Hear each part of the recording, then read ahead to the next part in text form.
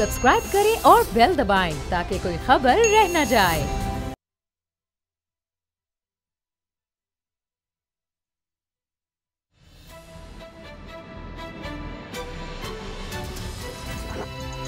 अब पता चला में आज आप जान सकेंगे बेनामी से बदनामी, मुल्क की भी परेशानी, टैक्स एमनेस्टी स्कीम की मंजूरी, बिलावल की तलबी, जरदारी पर सख्ती, शहबाज की परवाज खतरात का शिकार, बहावल पर सूबा, काफ लीग नून लीग की हमनवा, मोदी का भारत मुसलमानों के लिए जहन्नुम। बिस्मिल्लाहिर्रहमानिर्रहीम, अस्सलाम वालेकुम। मैं हूं मोहम्मद उसामा गाजी और आप देख रहे हैं अब पता चला। मेरे साथ हैं बाबर डोगर साहब और असद खरल साहब, मेरे सीनियर्स हैं और बड़ा नाम है सहाफ़त का। आज हमने एक और बड़ी खबर पर बात करनी है। एमनेस्टी स्कीम आ नहीं रही, आ गई है। बस अब आप समझें कि चंद ही घंटों बाद जिसके पास काला धन है उसके लिए एक सुनहरी मौका शुरू होने वाला है। एक दफ़ा फिर पाकिस्तान की तारीख में जिसने पैसा छुपाया, दौलत छुपाई हुई है, उसके पास मौका है कि वो उसका चंद फीसद दे दे। पहले 1%, फिर आगे जाके 2% बढ़ जाएगा, फिर 4% दे दे और वो सारा धन सफ़ेद करवा ले। अब मुझे पता है कि बहुत से लोग इस पर इतराज़ कर रहे होंगे कि भाई हमारे पास तो काला धन ही नहीं है पाकिस्तान में, पता नहीं फिर कितने लोग हैं जिनके पास ये है और उनके लिए ये स्कीम आ गई है। और हमेशा की तरह कहा गया है कि ये आखिरी स्कीम है, आखिरी मौका है। अभी नून लीग ने भी ये कहा था। इस स्कीम के हवाले से एक खुसूसी रिपोर्ट है, क्या कुछ स्कीम में कहा गया है, क्यों ये सबसे अच्छी स्कीम है, इसको लाना क्यों पड़ा, देखिए रिपोर्ट।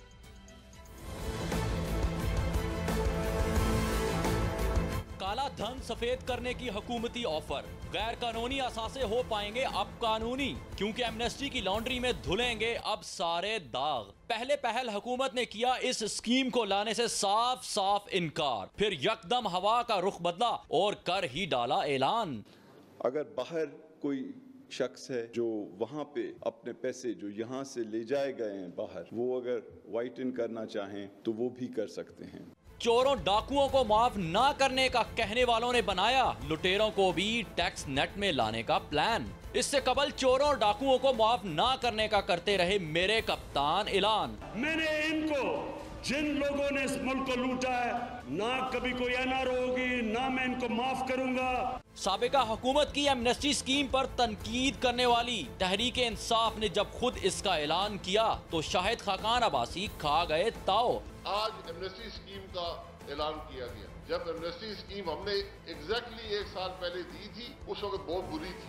आज जो इमरान खान की है वो ठीक है, क्योंकि उसमें उसके रिश्तेदारों और एहलकारों के मौका मिलेगा कि वो अपनी करप्शन को पाक कर लें। अपोजिशन की तनकीद की जद में हुकूमती ख्वाहिशात ऐसी कि हर ख्वाहिश पर दम निकले। हजारों ख्वाहिशें ऐसी कि हर ख्वाहिश पर दम निकले। तो जनाब बाबर डोगर साहब, मेरा ख्याल है आज भी आप, कल जिस तरह आपने IMF वाले मुआहदे पर तनकीद की थी, आज भी आप इस हलाल एमनेस्टी स्कीम से बिल्कुल भी खुश नहीं होंगे।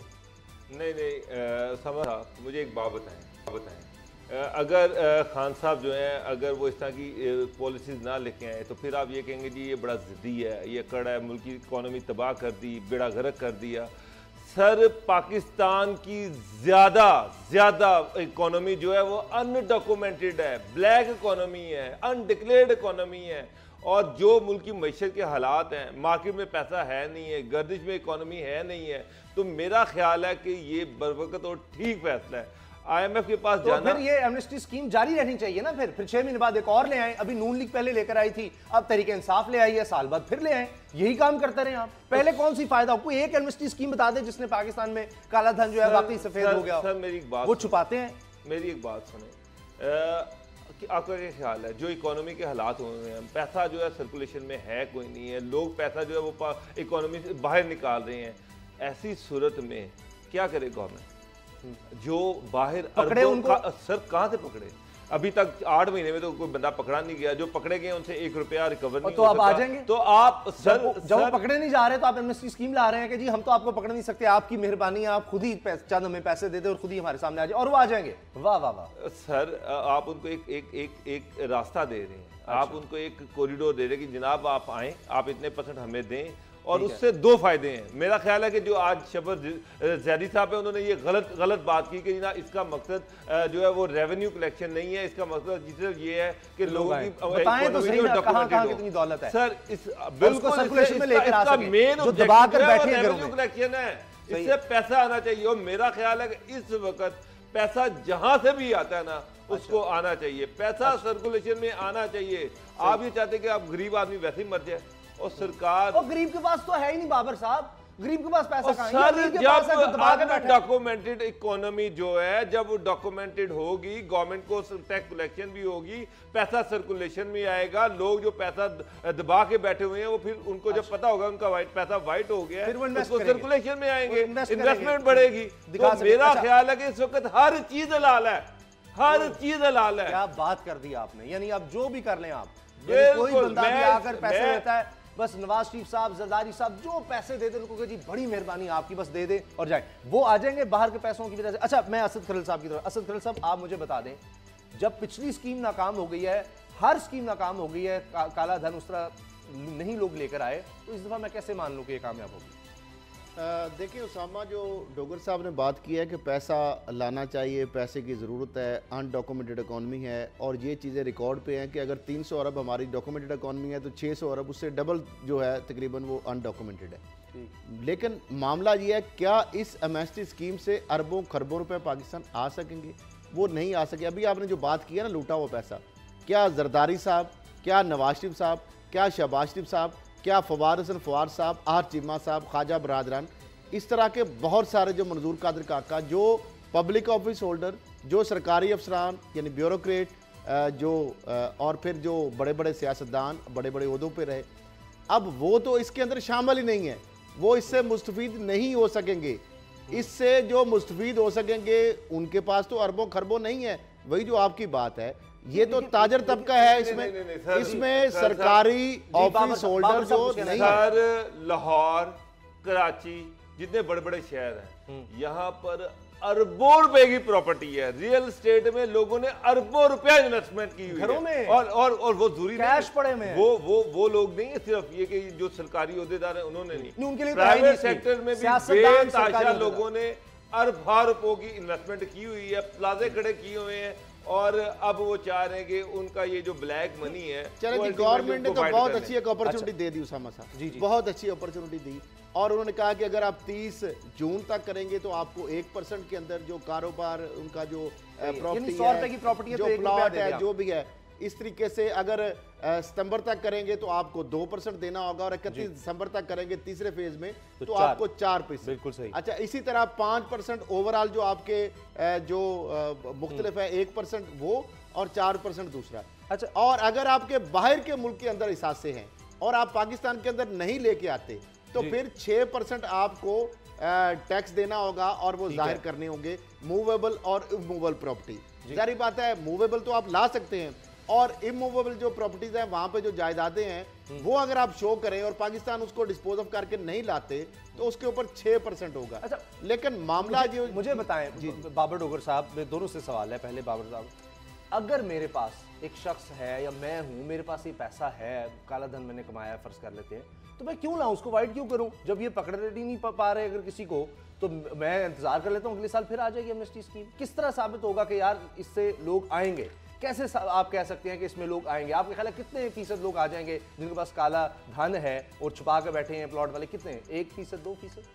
सर देखें, नैब इफेक्टिव गवर्नमेंट को जो अगला स्टेप है, नैब को बहुत ज़्यादा इफेक्टिव करना पड़ेगा, मजबूत करना पड़ेगा, FIA को मजबूत करना पड़ेगा, FBR को मजबूत करना पड़ेगा। लोगों को पता चलना चाहिए कि जनाब अगर हमने, ये लास्ट अपॉर्चुनिटी है, और अगर हमने अपना काला धन वाइट ना किया तो कल पकड़े गए तो फिर टोटली सारे पैसे सब कुछ ही चला जाएगा। तो इस सिलसिले में गवर्नमेंट को इसके साथ साथ ये लॉज भी लेके आने चाहिए। FBR को तो वो मजबूत कर रहे हैं, नैब को भी मजबूत करें, और नैब को ये सियासी इस रोल से बाहर करें। इनको कहें कि भाई जिसके पास भी काला धन है, FIA को भी एक्टिव करें, FBR को भी एक्टिव करें, पकड़े उसको जो भी है, और जब तक इन अदारों का डर नहीं ना होगा उस वक्त तक ये पैसे। अच्छा उसामा, आपने जो कहा ना, इसके हवाले से अदाद शुमार में थोड़ा सा बता। जरूर। बात यह है कि अब तक 26 ममालिक से जो हमें इतलात आई हैं, जो इंफॉर्मेशन आ चुकी है हमारे इदारों के पास, FBI के पास, SEC के पास, स्टेट बैंक के पास और जो FIA के पास, उसके मुताबिक 26 ममालिक से जो आमदा इतलात है उसके मुताबिक $12 अरब। अब अंदाजा लगा ले तकरीबन वो 1.5-2 अरब रुपया बनता है। वो सही, वो असासे प्रॉपर्टीज अकाउंट्स की डिटेल हमारे पास मौजूद है, तो जिन जिन लोगों के नाम है मेरे पास भी मौजूद है। तकरीबन 1,50,000 बैरून मुल्क अकाउंट्स की मालूमात मौजूद है जी गवर्नमेंट ऑफ पाकिस्तान के पास। तो ये 1.5 लाख लोग अगर अकाउंट्स हैं तो कुछ करें। और इसमें जो आपने जो बाबर साहब बात कर रहे हैं जी, उनको एक और आपने जो अच्छी बात की है ना, इसके अंदर जो एसेट डिक्लेरेशन एक्ट 2019 है, जो अभी रात 12 बजे के बाद ऑर्डिनेंस की शक्ल में सामने आ जाएगा जी। बेनामी लाज जो है फरवरी 2019 को पाकिस्तान तहरीक इंसाफ की हुकूमत ने लागू किया था। अच्छा, लेकिन ये कानून 2017 से वजूद में था मगर लागू यानी नहीं हुआ था, इन्फोर्स नहीं हुआ था। सही। अब इस कानून के तहत बेनामी जो अकाउंट्स हैं, जायदाद की जब्तगी और कम अज कम जो 7 साल सजा कैद की, और उसमें अंदराज बकायदा इस कानून के अंदर इसका सजा का 7 साल का अंदराज कर दिया गया है। यानी एसेट डिक्लेरेशन ऑर्डिनेंस 2019 इस कानून की अमल दरामद को सामने रखते हुए किया गया है। अब मामला ये है कि जो आपने 1.5 लाख बंदों की बात की है, जो $12 अरब की बात की गई है, अगर अब भी इससे वो मुस्तफीद नहीं होते तो पहले उनके खिलाफ ला नहीं था, एक अबहम था, FBR के पास डाटा मौजूद था। मुझे अगली खबर पर जाना है, वो भी बहुत बड़ी है। बाबर साहब, एक लफ्ज, ये एमनेस्टी स्कीम कामयाब होगी नाकाम, फिर मैंने यहीं पर प्रोग्राम में दोबारा आपको चैलेंज कर देना है, ये चंद ही 2-3 महीने में फैसला हो जाना है। उसामा साहब, जो PML एमनेस्टी स्कीम लेके आई थी वो आखिरी दौर था, गवर्नमेंट का पता नहीं था। अब ये गवर्नमेंट अपने शुरू में एमनेस्टी स्कीम लेके आई है और लोगों को पता है कि अगर इससे फायदा ना उठाया तो कल ये गवर्नमेंट ने तो 5 साल चलना ही चलना है। अच्छा, तो फिर गुजारा नहीं है। आप ये कह रहे हैं बिल्कुल ये 5 साल चलेगी, इसमें कोई शक नहीं है। अच्छा, तो मेरा ख्याल है कि ये कामयाब होगी। कामयाब या नाकाम? कामयाब या नाकाम? देखिए, कामयाब होगी, लेकिन दूसरे फेज में इसके अंदर वो लोग डालने पड़ेंगे, जिस तरह ब्यूरोक्रेट्स की बात मैं कर रहा हूँ, पॉलिटिशियन की बात कर रहा हूँ, पब्लिक ऑफिस होल्डर, क्योंकि बड़ा मेजर चंक जो काले धन का है, चले उनको भी इसमें शामिल करना पड़ेगा। क्या बिलावल भुट्टो जरदारी मौका मिलने वाला है? आसिफ जरदारी साहब को एक और मौका मिलने वाला है। 17 मई को बुला लिया है नैब ने बिलावल भुट्टो जरदारी को एक दफा फिर, और ये पहली दफा ऐसा हुआ है कि बिलावल भुट्टो पेश हुए हैं नैब में। इससे पहले अब उनको एक सवालनामा दे दिया गया था जब पिछली दफा वो पेश हुए थे।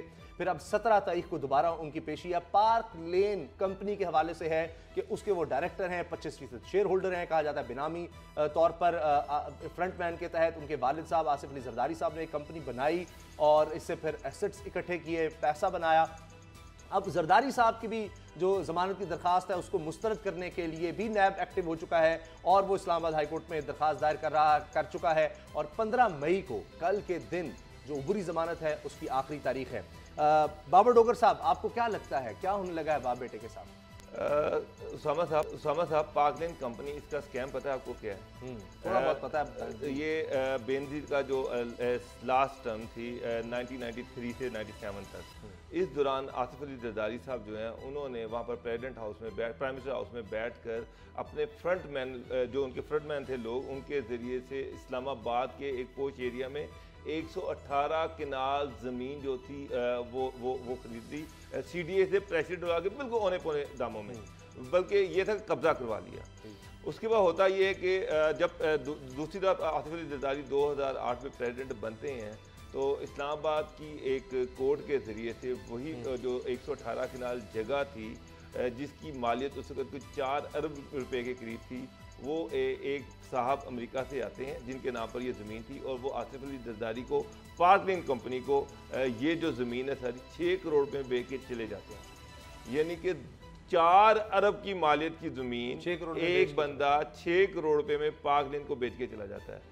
जब इसकी डिटेल्स उस पर सारे अदारे जो है वो अलर्ट हो जाते हैं कि ये क्या चक्कर है कि ये एक बंदा 4 अरब रुपए की ज़मीन 6 करोड़ रुपए में पार्क लेन को बेच के चला गया। बाद में जब चीज़ें अनफोल्ड होती हैं तो पता चलता है कि पार्क लेन कंपनी के 50% के जो शेयर होल्डर हैं वो आसिफ अली जरदारी और बिलावल भुट्टो साहब हैं और जो बाकी 50% के शेयर होल्डर हैं वो भी उनके फ्रंट मैन हैं। यानी कि ये टोटल कंपनी इनकी है और ये जो ज़मीनें थी इन सब पे कब्जा किया गया था और ये जो है ये एक टोकन अमाउंट थी और ये ज़मीनें उसके नाम ट्रांसफ़र हो गई हैं। उसके बाद पाकलैंड कंपनी जो है इसने अरबों रुपए के बैंकों से लोन लिए जो कि वापस नहीं किए गए। सारी चीजें मिल भी जाते होंगे, सारी चीजें रिकॉर्ड पर हैं। अब बिलावल भुट्टो साहब कहते हैं जी कि पाकलैंड कंपनी तो जरदारी साहब ने उस वक्त खरीदी थी जब वो पैदा हो गए थे, तो उनका पैदाइश से 2 साल की उम्र से उनका एहतसाब जो है वो शुरू हो गया है। बिलावल भुट्टो साहब, आप 25% कंपनी के शेयर होल्डर हैं, आपने कभी अपने वालिद साहब से पूछा कि ये जनाब 4 अरब रुपए की ज़मीन 6 करोड़ में पे कैसे खरीदी जा सकती है? फिर इसका जो 1.5 अरब रुपए का बैंक से लोन लिया गया वो जो है वो वापस क्यों नहीं किया गया? अब वो जवाब, चीजें सारी बड़ी क्लियर हैं, लेकिन वो जवाब ला रहे हैं। 17 को बिलावल भुट्टो जरदारी साहब को जो सवालनामा मिला था उसका जवाब वो तैयार करके ला रहे हैं। अच्छा असद खरल साहब, आप से ज्यादा कौन इन चीजों को समझता है, जानता है? एक एक केस आपकी टिप्स पर है।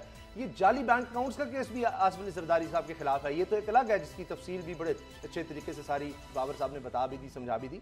वो जाली अकाउंट्स का अलग से चल रहा है। अब ये कह रहे हैं सारा कुछ डॉक्यूमेंटेड है, बाबर साहब कह रहे हैं। चले जी सुभान अल्लाह, सारा कुछ डॉक्यूमेंटेड है, तो ये जमानत कब्ल गिरफ्तारी फिर किस बुनियाद पर मिल जाती है अगर सारा कुछ डॉक्यूमेंटेड है? 20-25 साल पुराना ये मामला है, तो क्या इदारे तब तक सोते रहे अगर ये सारा कुछ डॉक्यूमेंटेड है? और अब फिर क्या हो रहा है? फिर वो सही कहते हैं कि नैब के पीछे हमें पता है कौन है, ये हमारे खिलाफ हमेशा ही होता रहता है, फिर ये प्रोपेगेंडा वो करने में कामयाब हो जाते हैं। देखिए उसामा साहब, एक तो जो अभी डोगर साहब ने बड़ा तफसील से बयान किया, इसमें सलीम फैसल साहब मुलजम जो है, जो पार्कलैंड के हवाले से जो फ्रंटमैन है, जो करता धरता है, वो वादा माफ गवाह बन चुके हैं। उन्होंने बताया कि जो कुछ भी वो करते थे जरदारी साहब के कहने पे करते थे। जरदारी साहब 2009 तक डायरेक्टर थे, बहरहाल वो कहते हैं 2008 में मैंने उसको रिज़ाइन कर दिया था जब वो प्रेसिडेंसी में है। फिर सरकारी रिसोर्स का इस्तेमाल किया ओहदे का, जिस तरह खुर्द बुर्द की उन्होंने लोन्स लेके। दूसरी जो आपने बात की है जाली अकाउंट्स के हवाले से कि ये सारा कुछ जब मौजूद था, ये बिल्कुल मौजूद था। ये चौधरी निसार अली जब वजीर दाखिला थे, नून लीग की हुकूमत थी, 2015 के अंदर ये सारे मामला 29 अकाउंट सामने आ चुके थे। ओमनी ग्रुप जो है वो सामने आ चुका था। ये बहुत सारी चीज़ें अनफोल्ड हो चुकी थी। यहाँ तक भी पता चल चुका था कि बिलावल भुट्टो जरदारी और अयान अली के एक ही अकाउंट से टिकट बन रहे हैं।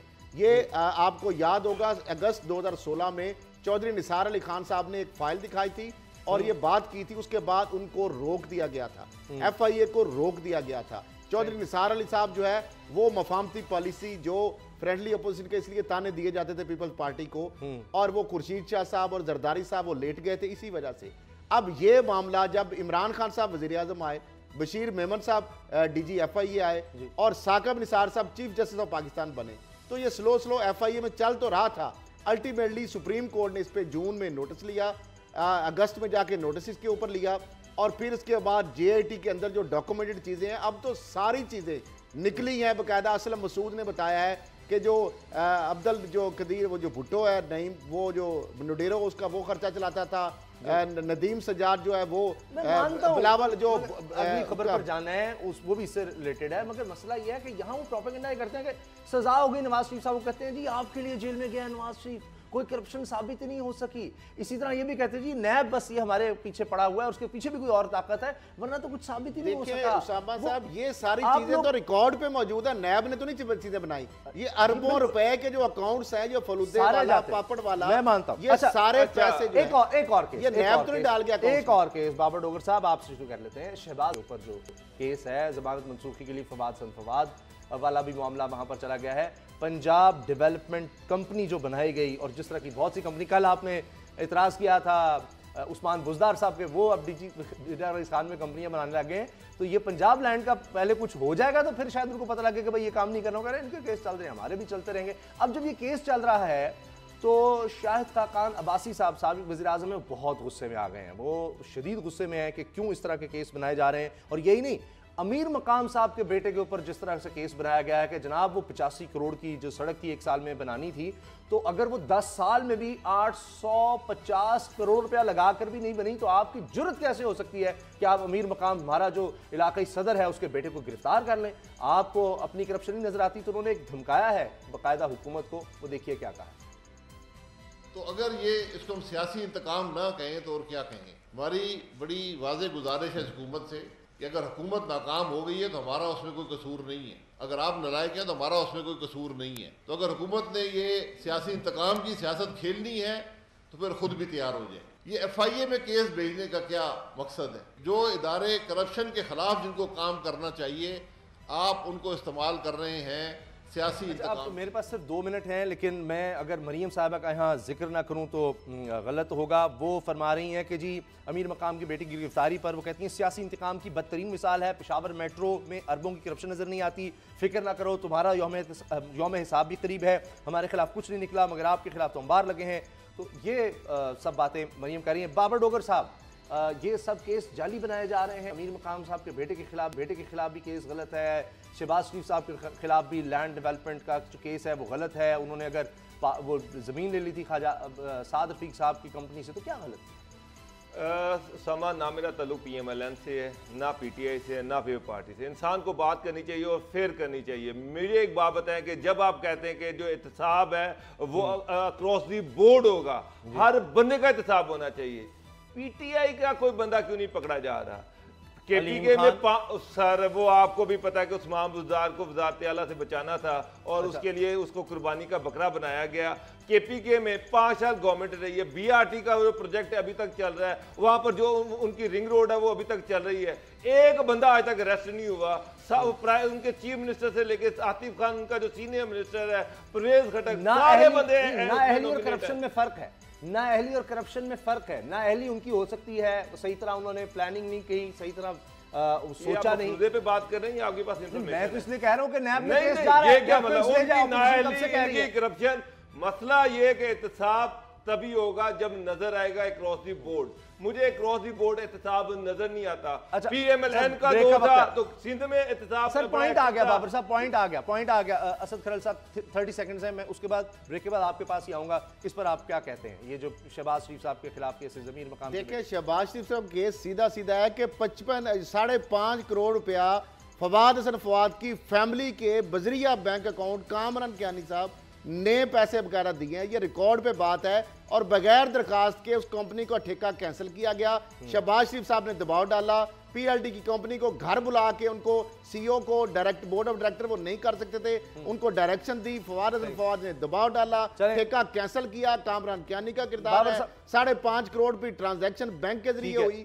और उसके बाद 100 कनाल की पैरागॉन से जमीन ली, 3000 कनाल में से 2000 कनाल उल्टा पैरागॉन को दे दिया, उनको ठेका दिया। तो ये सारा बकायदा इसके अंदर रिकॉर्ड पे चीजें हैं सारी। सही है, लेकिन आपका ख्याल है कि नहीं जी सारे चोरों को पकड़े वरना इनको भी छोड़ दें? मेरा ये मैं समझ इनको हमारा भी यही पॉइंट हुआ कि उन्होंने ये स्टोरी मैंने ब्रेक की हुई है, इसकी सारी डिटेल्स है, ये ठीक स्टोरी। अच्छा, लेकिन नैब को cross the board accountability. Break ले लेते हैं जी, ब्रेक ले लेते हैं और ब्रेक के बाद बात करेंगे भावलपुर सूबे की। क्या वाकई ऐसा हो सकता है? और मोदी के इंडिया में मुसलमानों पर जिंदगी तंग हो चुकी है, ये पाकिस्तान नहीं कह रहा, अमेरिका की तरफ से आ रहा है, वॉशिंगटन पोस्ट कह रहा है। ब्रेक के बाद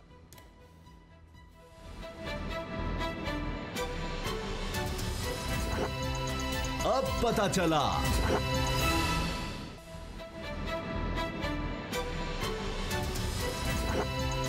अब पता चला।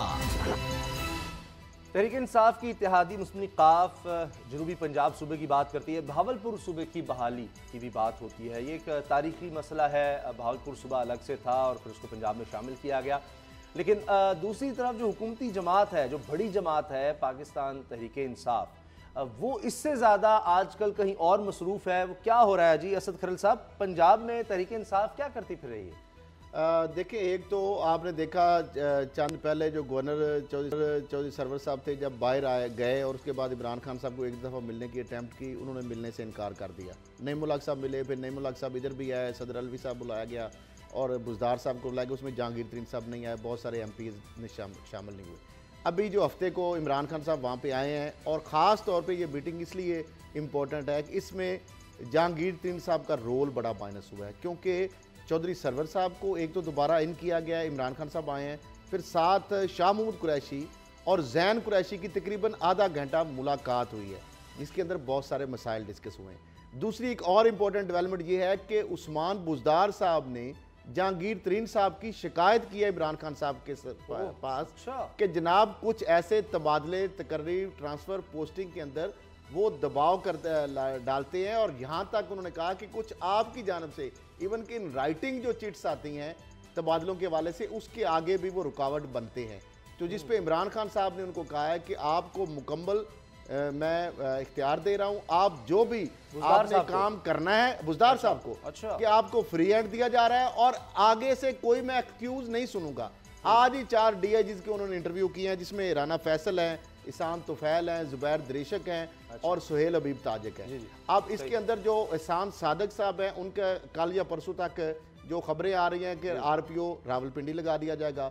सुहेल ताजिक साहब जो है उनको लगाया जा सकता है कमांडेंट सहाला, और उसके बाद RPO शेखुपुरा, RPO बहावलपुर और RPO साहिवाल, ये 3 जो पोस्टें इनके लिए राना फैसल और साथ जो जुबैर दरेशक साहब, लेकिन IG साहब की कंसल्टेशन के साथ। अच्छा चलें, ये 1-2 दिन के अंदर हो सकता है, फैसला कर तो अब जहांगीर तरीन साहब का जो पता है बताया ना, बुजदार साहब खुद फैसला कर ले। बाबर डोगर साहब एक से बताएं, मुझे एक बात बताएं, बुजदार साहब ने इमरान खान साहब से शिकायत की कि जनाब जहांगीर तरीन साहब जो है वो ट्रांसफर पोस्टिंग में बड़ी रुकावटें डाल रहे हैं। चेयरमैन FBR जो है वो जहांगीर तरीन ने लगवा दिए, फाइनेंस मिनिस्टर उन्होंने लगवा दिए। Imran Khan chief secretary Punjab change करना चाह रहे थे, जहांगीर तरीन ने वो नहीं चेंज होने दिया।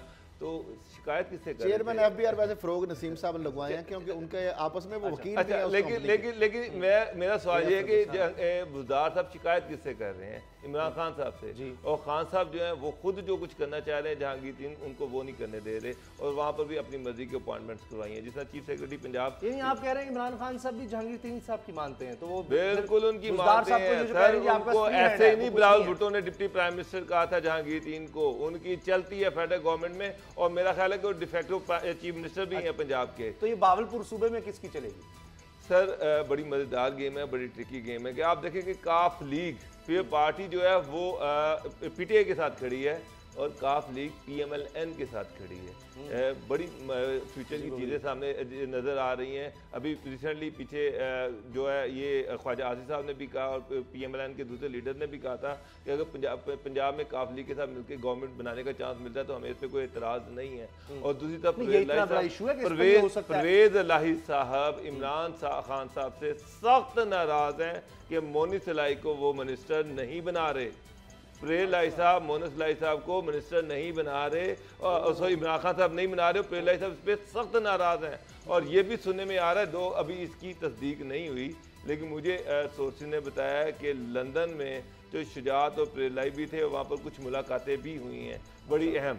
अच्छा, तो चौधरी परवेज इलाही साहब का जो फ्यूचर है, उनका जो फ्यूचर पॉलिटिकल एसेट है वो तो मोनी सलाई है, और उनको वो तैयार कर रहे हैं, और खान साहब ने उन पर करप्शन का चार्ज लगा के उनको मिनिस्टर बनाने से इनकार कर दिया। बहावलपुर सूबा के हवाले से एक और बड़ी इंपॉर्टेंट बात है कि वफाकी वजीर जो हाउसिंग है तारिक बशीर चीमा साहब, आपको पता है वो भी रूए रवां है, उसके बहावलपुर सूबा की जो बहाली की तहरीक है, उन्होंने भी ये कहा है, और मामला उन्होंने कहा कि इमरान खान साहब के पास उठाएंगे। दूसरा, पंजाब के अंदर सलमान शाह साहब जो डॉक्टर उनको मामले एक सूसी बना दिया है खजाना के हवाले से, और अकरम गुज्जर जो चौधरी अकरम साहब हैं, जो गुज्जर साहब, उनको से इस्तीफा लेके उनकी समरी अप्रूवल के लिए अब चली गई है, समरी तैयार हो गई है चेयरमैन पंजाब फूड अथॉरिटी बनाने का। अच्छा, ये भी फैसला किया। ये बाबर साहब ने बड़ी खबर दी है मोनी सलाई साहब वाली, लेकिन मुझे नहीं लग रहा कि वो इमरान खान साहब जो है वो इस पर पीछे हटेंगे। सर पंजाब असम्बली में अगर आप जाके पंजाब असम्बली का सेशन अटेंड करें ना, तो आपको नजर आता है कि चौधरी परवेज इलाही जो है जिस तरह से वो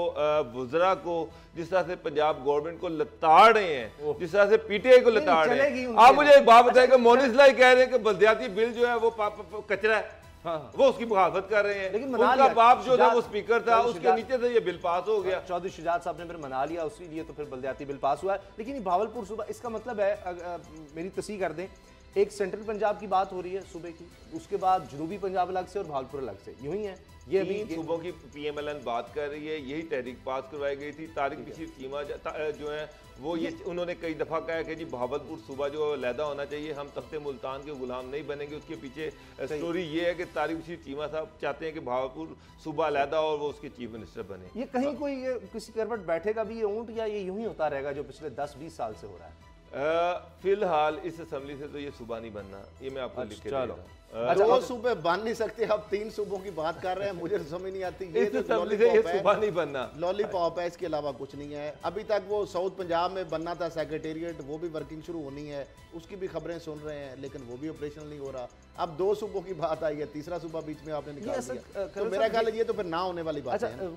कुछ वक्त हमारे पास चुके रह गया। मैंने मोदी वाली खबर पर भी जाना है कि भारत में मुसलमानों के साथ क्या सलूक है, वाशिंगटन पोस्ट क्या कह रहा है, इस पर थोड़ा सा कमेंट कर दें कि ये काफ लीग कितनी ज़रूरी है और किस हद तक इमरान खान उसको नाराज़ कर सकते हैं। यानी क्या ये थ्रेशोल्ड है कि मोहन सलाई साहब को की जरूरत नहीं, मैंने वजारत देनी, काफ लीग ने जो करना है कर ले, और काफ लीग कहेगी कि जाहिर है हम क्या करें, किसी और के साथ तो जा नहीं सकते। खरल साहब देखिए, ज़रूरी तो है, पंजाब के अंदर अगर काफ लीग नहीं होती तो पीटीआई की हुकूमत कायम नहीं रह सकती। मरकज़ के अंदर भी बहुत एक चूँकि बहुत कम मेजोरिटी है पीटीआई के साथ, तो अगर वो अलहदा होते हैं तो बिल्कुल टफ टाइम तो दे सकते हैं पीटीआई को। काफ लीग का ऐसा इरादा नहीं है। काफ लीग की कुछ मजबूरियां हैं, कुछ अदारे हैं जो काफ लीग को हिलने नहीं दे रहे, अदरवाइज काफ लीग कब की फुर करके पीएमएलएन के साथ उड़ के चली जाती पंजाब, और पीएमएलएन को वज़ारत आला दे देती। और चौधरी परेल आई की सबसे बड़ी ख्वाहिश ये है कि वो वज़ीर आला पंजाब बने, और वो उनको मोहन सलाई के फेडरल मिनिस्टर बनने से भी बड़ी ख्वाहिश है। उन्होंने खुद कई दफा कहा कि मैं यहाँ पर स्पीकर बनने नहीं आया, इसलिए तो बेहतर था फेडरल मिनिस्टर बन जाता। और नून लीग की तरफ से ओपन ऑफर है कि जनाब आप हमारे पास आए। वो एयाज सादिक जो गए थे, एयाज सादिक साहब जो गए थे इलेक्शन तो मौजे लग जाएंगी ना कि 6-7 इनको मिनिस्ट्रियां और चीफ मिनिस्ट्री दे के बाकी 40 मिनिस्टर उनके बन जाएंगे। उनको तो बहुत बड़ा दिल नहीं है कि वो काफ लीग को वजारत आला, कुछ अदारे आड़े आ जाते हैं और काफ लीग जो है वो बेचारी बेबस हो जाती है। वो उसी तरह जिस तरह डिप्टी प्राइम मिनिस्टर बन गए थे, बिल्कुल उस तरह पीपल्स पार्टी के दौर में, तो आज भी वो तैयार है पीपल्स पार्टी के साथ जा सकते हैं, कहते कोई बात नहीं। लेकिन उसामा साहब कुछ अदारे हैं उनकी वजह से ये सारी रुकावट है, और उन्होंने उनको कन्वे कर दिया कि भाईजान एक तरफ नैब है, दूसरी तरफ वज़ारत आला पंजाब है, डिसाइड आप। यानी वो जो कहते हैं कि इसी तनख्वाह पर गुजारा करना पड़ेगा। हाँ, लेकिन वो फिर अब अपना गुस्सा तो निकाल रहे हैं, वो गुस्सा फिर जिस तरह से निकाल सकते हैं वो निकाल रहे हैं। अच्छा, एक बात जो प्रोग्राम के आखिर में बड़ी अहम, वो ये है मोदी सरकार की, इतना जुल्म और सितम मुसलमानों पर हुआ है, तारीख में नहीं हुआ हिंदुस्तानों पर इस तरह से जुल्म और सितम, क्योंकि रियासत की तरफ से जिस तरह अब कर दिया गया। पहले होता था दंगे फसाद हो रहे हैं, हिंदू इंतहा पसंद मुसलमान पर जुल्म डालते हैं, गुजरात का वाक़या जिस तरह वो भी रियासती दहशतगर्दी यकीनन थी, इस तरह के और वाक़यात हुए, लेकिन अब पूरे भारत में ये हो चुका है। यानी मुसलमान प्रॉपर्टी लेना उसके लिए मुश्किल है। वाशिंगटन पोस्ट ये कह रहा है, वाशिंगटन पोस्ट अमेरिका का मौक़िफ़ अखबार, वो ये कह रहा है कि मुसलमान लिबास भी इस तरह का पहन के निकलते हैं कि पता ना चल सके मुसलमान नहीं, वहाँ पर अगर दाढ़ी है तो आप खतरे में हैं। फिर गाँव की रक्षक, गाँव की हिफाजत का नाम लेकर मुसलमानों का कत्लेआम कर दिया जाता है। और दुनिया में इस वक्त सबसे ज़्यादा गैर महफूज तरीन मुल्क भारत है औरतों के। मुसलमानों की आबादी 14%, 20 करोड़ मुसलमान इंतहाई गैर महफूज हैं। आपको पता है गरीब तरीन तबका वहाँ पर मुसलमानों का है। अब ये असद खरल साहब, कितनी बड़ी बात है कि ये बाहर के अखबारात में इस तरह की चीज़ें छाप रही हैं। क़ौमी मुत्तहिदा में इससे पहले हमने देखा इंसानी हकूक़ की रिपोर्ट भी आ गई। ये बदनामी का तो बायस है, लेकिन क्या इससे जो मोदी सरकार है वो बदनाम होने के साथ आलमी सतह पर वो इससे इन हथकंडों से बाज भी आएगी? एक भी मुसलमान पार्लियामेंटेरियन है बीजेपी की तरफ से? देखिए, ये बड़े अलार्मिंग फैक्ट्स हैं। और फिर अमरीकी अखबार वाशिंगटन पोस्ट की जानब से ये निशानदेही करना कि मोदी का जो भारत है उसमें मुसलमान अदम तहफ़्फ़ुज़ का शिकार है, वो अपना लिबास नहीं पहन सकते, वो ओपन जगह पे नमाज नहीं पढ़ सके, जिस तरह आपने जारी उनकी शनाख्त। फिर जो आलमी तंजीम थॉमस राइटर्स फाउंडेशन ने जो सर्वे किया है, एक तो मुसलमानों के लिए 20 करोड़ आबादी के लिए 14% जो तनासब है आबादी का उसके लिए अदम, तो साथ ही उन्होंने कहा है कि ख़वातीन के लिए दुनिया का सबसे ख़तरनाक अगर मुल्क है तो वो भारत है। इस मोदी की हुकूमत के अंदर जो सेकुलर भारत है उसको उन्होंने इंडियन एक स्टेट जो है वो हिंदू स्टेट बना के रख दिया है। और जिस तरीके से आप देखें वहाँ पे जो रेप के इंसिडेंट होते हैं, आप देखें जो फॉरेन टूरिस्ट आते हैं वहाँ पे जो ख़वातीन के साथ, अगर रेप के हवाले से रेपस्तान नाम पड़ गया था हिंदुस्तान का कि बहुत सारे जो टूरिस्ट फॉरेन जो ख़वातीन आती हैं उनको रेप निशाना बनाया जाता है ज़्यादती का, उनको फिर कत्ल किया जाता है। और इस तरह ख़वातीन के हवाले से जो एक रिपोर्ट जारी हुई है कि सबसे ख़तरनाक तरीन एक मुल्क है। तो मैं समझता हूँ कि ये मोदी का इस हवाले से इसका असर भी पड़ेगा वोटों के ऊपर भी, इलेक्शन के ऊपर भी, क्योंकि बीजेपी के जिस तरह आपने बताया एक भी मुसलमान जो है उनका पार्लियामेंटेरियन नहीं है। तो ये एक बड़ा एक और 20 करोड़ की आबादी एक बहुत बड़ा फिगर है। 14% अब जो तनासब है वो बहुत बड़ा फिगर है, उसको बिल्कुल आपने आइसोलेशन में रखा। अगर तो डायरेक्ट वो इलेक्शन लड़कर आ सकते हैं अक़लियत में जो लोग हैं, गैर मुस्लिम तो बड़ी अच्छी बात है, लेकिन अगर नहीं तो उनके लिए स्पेशल सीट्स मौजूद हैं। अच्छा बाबर डोगर साहब, ये इलेक्शन अब हो रहे हैं तो मुसलमान तो खौफजदा हैं कि अगर मोदी दोबारा आ गए तो पता नहीं क्या हो जाएगा। टाइम मैगजीन लिखता है अपने फ्रंट पेज पर, कवर पर, कि जी डिवाइडर इन चीफ, ये डिवाइड करके रख दिया है इसने। सेकुलर अब नहीं रहा भारत, कभी था भी नहीं मैं तो समझता हूँ, लेकिन चले वो नाम का जो था वो मिटा दिया। और अब वॉशिंगटन पोस्ट भी कह रहा है कि वहाँ अब हिंदू इंतहा पसंदी है। तो एक तरफ ये भी कहा जा रहा है कि ये भारत के टुकड़े हो सकते हैं, कि मुसलमानों में एक तहरीक और पैदा हो सकती है कि एक और पाकिस्तान बनना चाहिए, 20 करोड़ हम लोग हैं, हमें यहाँ हुकूक हासिल नहीं है। फिर आप देखिए कि दहशतगर्दी जिस तरह श्रीलंका में जो हुई है उसके ताने बाने भी भारत से जाकर मिलते हैं। तो एक ये खतरा है मुसलमानों के लिए, उनके लिए ज़िंदगी तंग हो सकती है, मगर ये बात भी है कि शायद वो फिर एक मजबूर हो जाए एक तहरीक चलाने पर। बिल्कुल, आपने बिल्कुल सही कहा। आप देखें कि माओ तहरीक जो है वो दोबारा से उठ रही है, और वहाँ पर जो माइनॉरिटीज़ हैं, आप सिर्फ मुसलमानों की बात कर रहे हैं, वहाँ पर इवन सिख कम्युनिटी जो है वो भी उनके अंदर भी बड़ी स्ट्रॉन्ग रिजर्वेशन पाई जा रही हैं। जिस तरह से मोदी सरकार ने करतारपुर वाले इशू में अपना जो नेगेटिव रोल प्ले किया, उससे उनके अंदर भी बड़ी स्ट्रॉन्ग रिजेंटमेंट है कि वो ये चाहते थे कि ये बॉर्डर खुले, लेकिन अभी तक वो सिर्फ मोदी सरकार की हट दर्मी की वजह से नहीं खुल रहा। जहाँ तक आपने इंटरनेशनल मीडिया की बात की है, वाशिंगटन पोस्ट की रिपोर्ट की बात की है, ये पहली दफ़ा मैं देख रहा हूँ।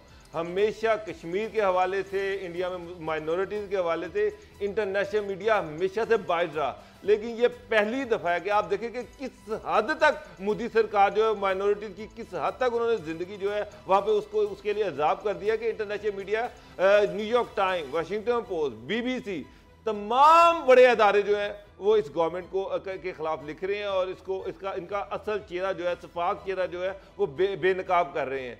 तो आप बिल्कुल एक एहसासे जो है अदम तहफ़्फ़ुज़ जो है वो बढ़ रहा है माइनॉरिटीज़ के अंदर, और एक खौफ भी है, एक डर भी है कि अगर मोदी गवर्नमेंट अगर जीती तो फिर ये इनका जो बर्ताव है वो पहले से मजीद और तेज हो जाएगा, क्योंकि उससे मोदी को ये पता चलेगा कि जो पॉलिसी है वो कामयाब है। ये बातें भारत के अंदर नहीं हो सकती, क्योंकि वहां पर आपको मीडिया या मोदी सरकार के खिलाफ लिखता नहीं नजर आएगा, क्योंकि पूरी एक लॉबिंग है, इंटरनेशनल लॉबिंग भी है, पैसा भी लगाया जाता है। तो इसीलिए बाबर डोगर साहब को जिस तरह कह रहे हैं, सही कह रहे हैं कि बहुत बड़ी बात है कि अब बाहर के अखबार भी इस तरह से लिख रहे हैं, हकीकत बता रहे हैं। प्रोग्राम देखने का बहुत बहुत शुक्रिया, दुआ में याद रखिएगा। अल्लाह हाफिज़।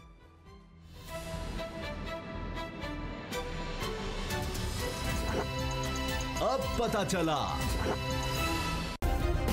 सब्सक्राइब करें और बेल दबाएं ताकि कोई खबर रह न जाए।